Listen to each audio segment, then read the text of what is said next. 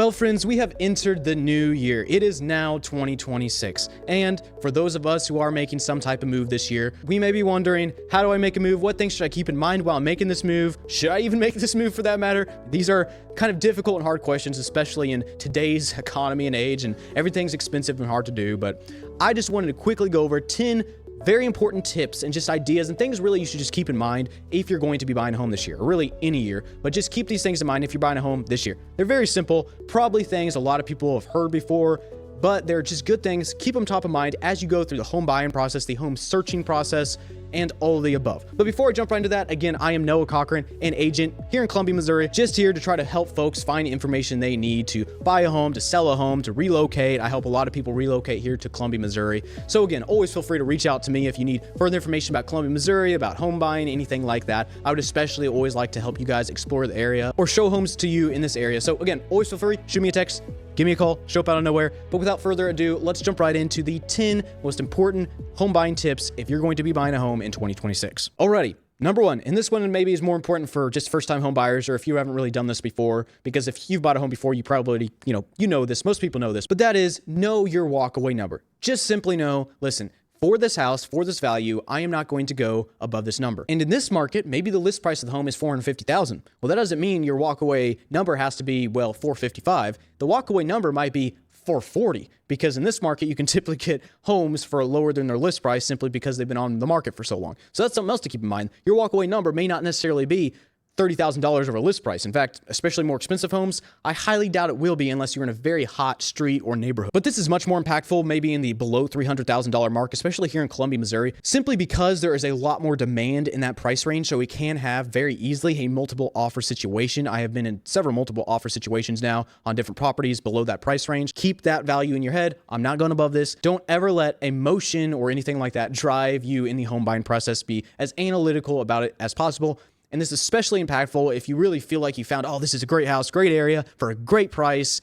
And then we have two other offers and they're trying to get us to go $20,000 over list price. So just something to keep in mind, know your top number that you're not going to go above to remove the ability for emotional bidding. All right, number two, and again, these are in no particular order at all. They're just 10 things to really keep in mind. And that is check utilities. And I'll kind of combine in this in a much more broad sense. Just count the little costs around the realm of your actual major costs like your escrow and things like that. But just know your utilities. Do a little research on utilities. Make sure you know what you're going to be paying, what companies you are going to be using, what you have access to, things like that. Certain areas can unfortunately get a little more expensive. Just kind of know your ballpark numbers. It's something, even if it's never really a deal breaker, I couldn't imagine it being an actual deal breaker, but at the very least, you are mentally prepped as far as costs go, as far as what companies you'll be using and what you need to do when you close on that property. Number three, research your area. Research it thoroughly. Now, there are some things that realtors, if you're working with me or any other realtor, aren't really permitted to tell you under certain guidelines, especially when it comes to crime or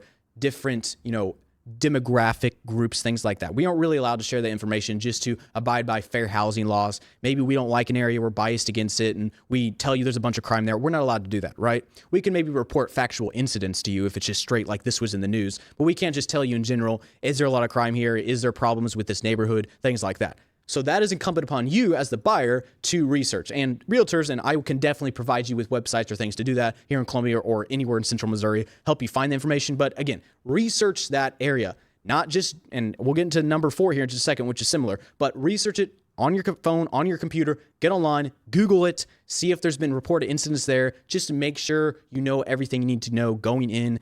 Are there going to be any problematic issues? And that leads me right into number 5, drive through the neighborhood. Drive through it ideally, especially if this is kind of a big deal, like you really don't know this area well. Drive through the area or the neighborhood twice and do it at different times of day. You're just scouting, and this is particularly for noise and neighborhood commotion. I'm not expecting you to drive through and some guy's getting mugged on 4th Street. Like, maybe that's not an area you want to go in the first place. I'm more just worried about, hey, maybe this is more noisy or more chaotic of an area that you don't really want to deal with. I showed a house several months ago to a woman, and it was much closer to highways and traffic than we had realized, and so it was much noisier. So yes, you will maybe be able to identify some things like this during showings, but sometimes, depending on times of day and traffic, it can be less noticeable. So it's just good to scout out the area. All right, number 5, and that is research or even better, have your realtor research, because it's your realtor's job to do this. Have your realtor research HOAs and HOA restrictions. Now, hopefully you have great trust in your realtor and your realtor will actually do this. If for some reason you didn't trust your realtor and you think they're just half-hatting everything and barely doing any work, then maybe you do the research on your own too. But at the very least, get websites or things to research from your realtor if you want to get more in-depth, nitty-gritty information that you specifically want to find. But ideally, your realtor can at least find general information for you, especially HOA fees, general rules and restrictions. A home I closed on recently with a buyer, we were talking about different restrictions as far as parking on the street. I mean, this one comes up a lot, but parking on the street, swimming pools, fences, things like that, just to make sure there's nothing that you're missing. Again, in most neighborhoods, you're going to have little rules, especially regarding parking big vehicles or fencing types or pools, things like that. So it's always good to check your HOA for that. Just know, again, do the research. It's just really good to know these things beforehand. Again, enlist that realtor's help, put them to work. Always put them to work. I could really make a whole point on that, honestly, as a first-time home buyer or any home buyer. You're using a realtor, and even though typically you're not really paying the realtor, the seller is going to be paying that realtor, and then, be transferred. Then when you sell the home, you'll probably be paying realtors, so on and so on. But the point is, you're using a realtor. That realtor is going to be making money off that. Put your realtor to work. In fact, here's a bonus tip right now. Put your realtor to work, friends. Always put your realtor to work. Hold them accountable. Make sure they're doing what they're doing. Hopefully, of course, you've researched them well or watched them, like me, online to make sure they're trustworthy and they're hard workers beforehand. So it's not like something you really have to watch them closely or anything. But in general, just put that realtor to work, and always feel free to enlist their help in finding that information you need on that neighborhood or property or whatever it may be. All right, number 6, and this one's more of a vague, just general concept to have in mind, and that is balance the negotiations, especially in your lower price ranges where you might have more conflict and more bids and houses go faster. Balance negotiations. If this house is something you actually want to close on, don't be too greedy with concessions and things like that. However, and especially as you move up in higher price ranges, don't have the mentality of, yeah, okay, we'll offer list price with no other demands, whoopity-doo. No, especially if the house has been sitting on market for a while, consider the things that you might be able to make money on. Offer a little below list price.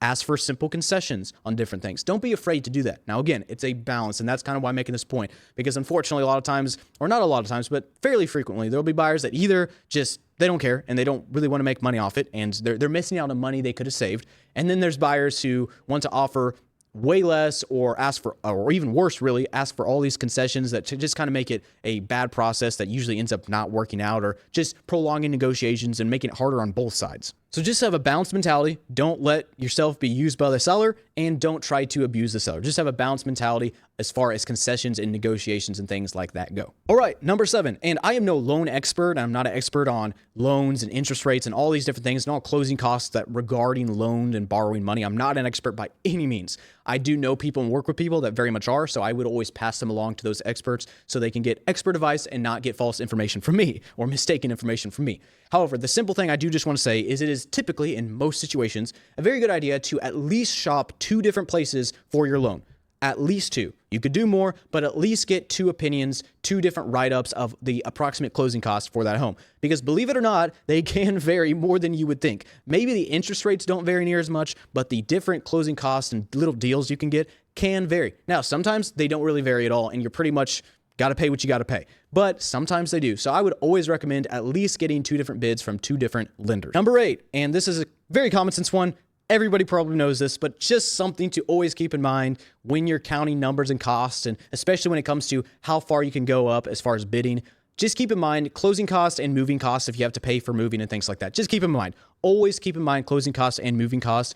Not necessarily because you're not going to be able to pay them or they'll be too much, but I always recommend for folks just to know what they're paying. And in general, I typically go, especially with newer buyers, maybe not investors, I don't do this so much with, but with newer buyers, I always try to go over those fee documents with them, or at least make sure they're on the same page as far as what they're paying, what their total, of course, bringing to closing payment is, but just in general, where the payments are or where the costs are coming from, just so they really have an idea of things like that. Now, some of those costs are hard to really narrow down until like the last few days before closing, but at least get a general idea of what your closing costs will be. And again, this is kind of tied into the loan part because a lot of the closing costs come from the loan, but they can just be tied in the title company or moving fees or whatever it may be. Just do your budget and make sure you know what your other fees will be at closing. All right, so these last 2 I want to emphasize even more than the others because they are maybe less talked about, depending on where you are, who you're around, but maybe less talked about than some of these other ideas or concepts.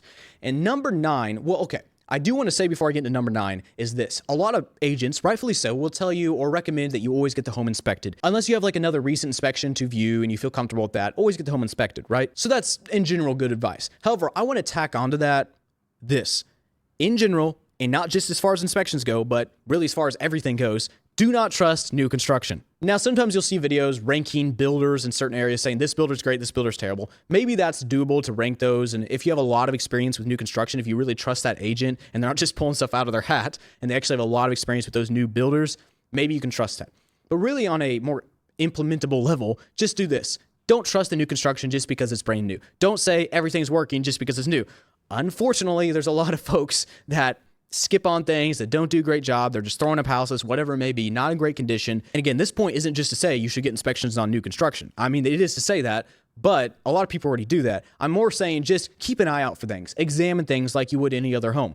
Make sure you know what you're getting and you're not getting some home that was just thrown up and it's got all these little issues. And finally, and this one is kind of silly. I mean, it's not silly, but it is something that has happened countless times throughout the history of buying and selling real estate, and that is understand your contract. But I'm not just saying this in general. Hopefully your realtor's going over the contract. The contract, an official purchase contract, is in general quite simple. It's just your concessions, purchase price, closing date, earnest money, all these different things. Pretty simple. But there's one section, and hopefully the realtor is going over this with you. There's one section specifically that outlines what is by default excluded with the sale and what is included. And this usually comes down to real property versus personal property or chattel. So personal property or chattel is going with the seller, and real property or particularly attached real property that is attached to the property, like TV brackets or different appliances that are actually attached, like a microwave that is attached to the wall, that would stay with the property versus a microwave that is plugged in, that would go with the property, or a refrigerator that is just plugged in, that would go with the property. So be aware of what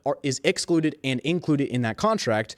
And then most importantly, if there are specifications on what is included or excluded, like a refrigerator, maybe in the contract you say specifically refrigerator to be included, meaning they cannot take it. Even though by default it says they can take it, we're saying by default you cannot take it, or this microwave that's plugged in, whatever it may be. Just examine what's included and excluded, whether it be an appliance, specifically appliances, just so you know. And in general, don't just trust any rules or guidelines or defaults or any of that. Just make sure it's very clear in the paperwork. Don't trust the MLS or Zillow. Make sure it's very clear in the paperwork that these appliances are going and these appliances are staying, or whatever it may be. Or if you have a question, if you ever have a doubt or a question about any appliance, even if you think it's an attached appliance or whatever it may be, ask the realtor and make sure the realtor knows. Make sure the realtor has that in the contract before you have all parties sign that contract. Because believe it or not, there's been countless stories of so-and-so said they could keep the fridge and then they took the fridge and now they got to buy the buyer a fridge. Or it happens to a microwave. Or someone took the TV brackets and they weren't supposed to. All these little problems. It's not something that's going to probably destroy a deal or make it a horrible process, but it can definitely be a nuisance and costs one or other of the parties hundreds of dollars in a piece of property. So those were 10 home buying tips for any home buyer looking to purchase property in 2026 or really any year. Most year, those are good tips to keep in mind. Again, a lot of folks probably already know those. I just want to quickly go over those home buying tips so anyone who is looking to buy a home is more mentally prepared. Good things to always keep top of mind. And again, if you are ever looking to purchase a home or just really research and get to know the area of Columbia or any of Central Missouri in general, please reach out to me, give me a call, shoot me a text, leave a comment on this video if you have had experience with this or experience in Columbia. I would love to hear from you at any time. But until next time, folks, y'all have a good one.